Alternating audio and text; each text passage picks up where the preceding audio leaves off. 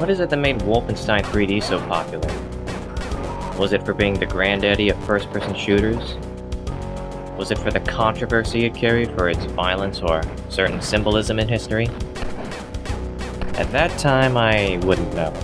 I was only 6 years old when I came across the shareware CD-ROM. I don't know where and when I had the CD. Maybe it came from a dump left behind when I moved into a new house.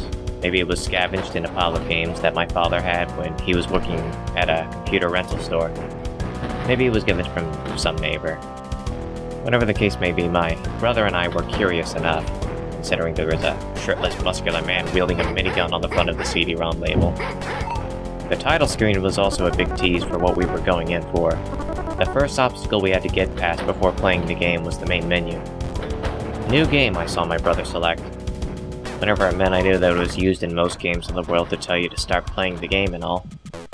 Then came a difficulty select menu. It was nice seeing the different faces of our main character to show how tough he is. Get psyched, the screen said. Didn't even know how to pronounce that phrase at the time. What took up most of the screen then was a three-dimensional view of a gritty maze our main character was put in. The face of our man on the bottom showing how determined he is at getting through.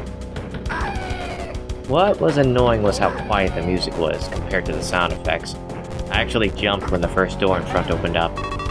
The first thing I assumed what was going on in my brother's mind when he was playing the game was, kill anything that moves. While he was turning a corner in the first parts of the level, he already came across a guard who sounded up at our presence and started walking towards us. Immediately, with gun already in hand, my brother jabbed the control key and had our hero shoot the guard dead. I don't know why, but the sight of blood on a small hand-drawn pixelated character was terrifying to me. And that didn't stop me from looking away, since I wanted to know how far you could get in the game. Hearing the enemies talk was foreign to me, as was the title of the game itself. While my brother was busy playing, I crammed and guessed the game title's pronunciation. Whenever my brother was away and I was too scared to even bother playing the game, I wanted to look at other things it offered. There were settings that made the view of the gameplay bigger. There were sound and music settings for certain sound devices. A computer would have such a thing. PC speaker was pretty fun to hear.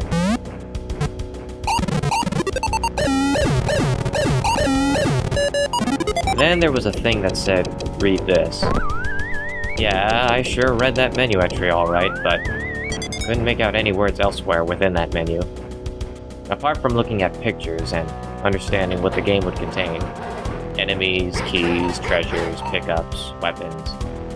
Heck, I wouldn't know anything about buying a full copy of the game, apart from my local computer store. Or even know what a thrift store or BBS meant either.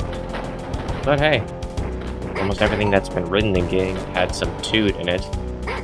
Little would I know until I was 7. But yeah, back to the game.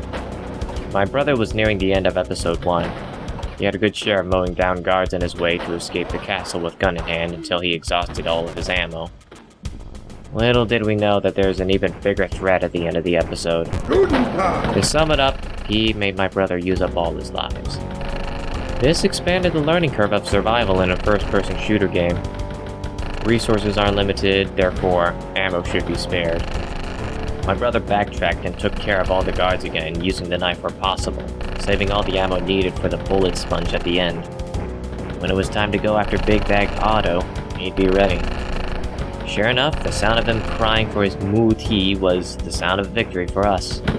We proceeded onward to the exit and got a good view of our hero making his successful escape. Yeah! I can understand the violence being a thing among most video games to have an impact on society, don't get me wrong, but neither I nor anybody else have ever talked about this game over the years. Was there a reason for it? It shouldn't have been brought up? Was there controversy behind it? Did anyone actually care? What made it so memorable? Who is this Fyodor? I wouldn't know. I wouldn't know until I was 12 years old and learning about world history at school one day. Mein Leben!